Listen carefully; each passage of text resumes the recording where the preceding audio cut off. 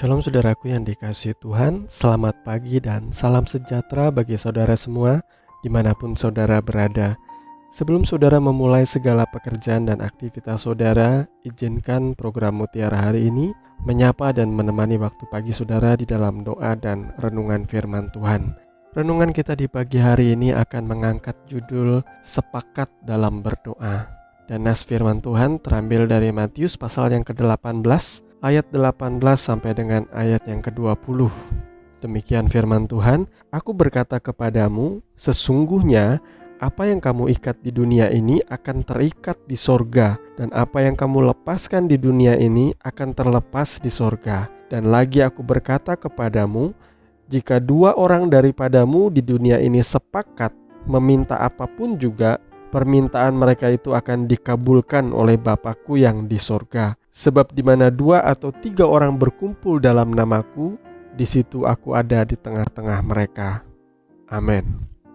Jadi ayat 18 ini pada dasarnya masih merupakan bagian dari konteks tentang menasihati saudara di dalam Matius 15 sampai dengan Matius yang ke-17.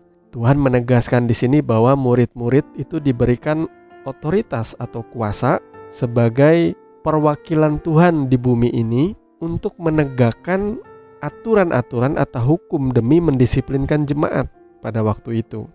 Jadi ayat ini bukan ayat untuk mengikat kuasa kegelapan atau melepaskan kuasa kegelapan atau roh jahat, melainkan Tuhan mendelegasikan otoritasnya kepada murid-muridnya untuk membuat norma-norma atau aturan di dalam gereja agar jemaatnya boleh mengerti nilai-nilai yang baik di dalam kehidupan orang percaya dengan memegang aturan-aturan dan norma-norma yang sesuai dengan kebenaran firman Tuhan. Jadi saudaraku, kalau saudara sudah mengerti hal ini, tentunya saudara tidak perlu lagi berdoa untuk mengikat dan melepaskan kuasa kegelapan atau roh-roh jahat dengan mempergunakan ayat Matius 18 ayat 18 ini. Nah, sekarang kita masuk pada poinnya. Sepakat di dalam berdoa. Tuhan berkata, kalau 2 atau 3 orang berkumpul dalam nama-Ku, Aku ada di tengah-tengah mereka.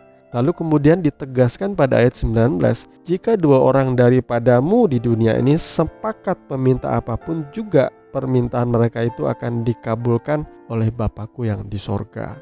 Saya menyadari bahwa ayat ini seringkali dijadikan acuan untuk meminta kepada Tuhan, karena ada jaminan di sini bahwa apapun yang kita minta, permintaan kita itu akan dikabulkan oleh Bapa yang di sorga. Saya rasa ayat ini masih tidaklah lengkap, karena kita juga harus melihat dari referensi lain di dalam Yohanes 15 ayat yang ke-7 yang berkata, "Jikalau kamu tinggal di dalam Aku dan firman-Ku tinggal di dalam kamu, mintalah apa saja yang kamu kehendaki dan kamu akan menerimanya." Saya mengakui di dalam kesepakatan atau di dalam kesehatian itu ada otoritas atau kuasa yang besar.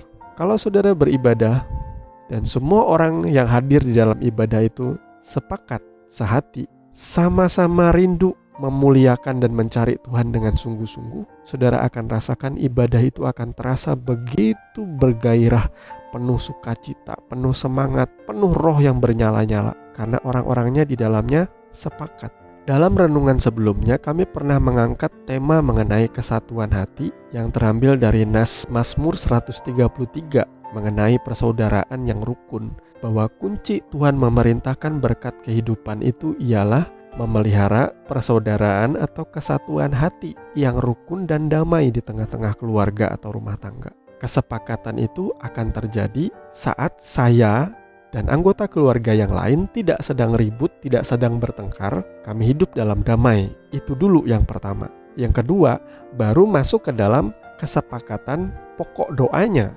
Poin yang akan kami naikkan di hadapan Tuhan. Kita harus sepakat, kita harus sehati. Ketika kita mengangkat persoalan dalam rumah tangga, mengenai kebutuhan-kebutuhan hidup, atau mengenai persoalan pelik yang sedang kami hadapi, kami belajar bersepakat terlebih dahulu kita meminta kepada Tuhan dengan sungguh-sungguh. Saat kami meminta dengan sungguh-sungguh dan kami sehati, Tuhan biasanya menjawab apa yang jadi doa dan kerinduan kami. Tetapi selama doa dan kerinduan kita itu juga sepakat dengan kehendak Tuhan. Ini lagi satu poin yang kita harus mengerti. Kenapa ada begitu banyak doa kita yang juga tidak kunjung dijawab? Yohanes 15 ayat 7 tadi sudah menjawab pertanyaan saudara. Kalau kamu tinggal di dalam aku dan firman-Ku tinggal di dalam kamu, mintalah apa saja yang kamu inginkan, maka kamu akan menerimanya. Tinggal di dalam Tuhan, kemudian firman itu tinggal di dalam kita, itu bicara sesuatu yang saya boleh katakan kedewasaan rohani di sini. Orang yang bisa selalu tinggal di dalam Tuhan dan firman Tuhan itu menetap dan tinggal di dalam hidupnya, pasti permintaannya juga nggak bakal aneh-aneh.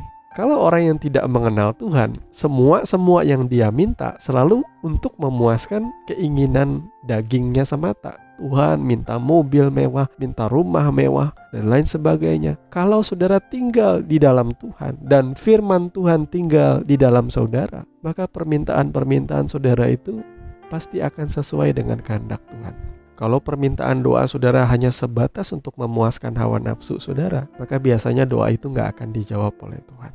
Jadi saudaraku yang dikasih Tuhan, kuasa dari kesepakatan atau kesatuan di dalam doa itu memang luar biasa. Tetapi kita juga harus belajar bahwa di dalam kesepakatan doa juga kita harus sepakat sama kehendaknya Tuhan. Tuhan Yesus memberkati firman-Nya, mari kita berdoa. Bapa, di dalam nama Tuhan Yesus Kristus, Bapa yang berdaulat dan berkuasa atas hidup kami, tak henti-hentinya kami bersyukur kepadamu ya Tuhan, karena kebenaran firman-Mu sudah mengajar dan mendidik kami, agar kami boleh hidup dalam damai dan mempraktekkan doa yang sepakat di dalam nama-Mu. Di dalam nama Tuhan Yesus Kristus kami berdoa dan mengucap syukur.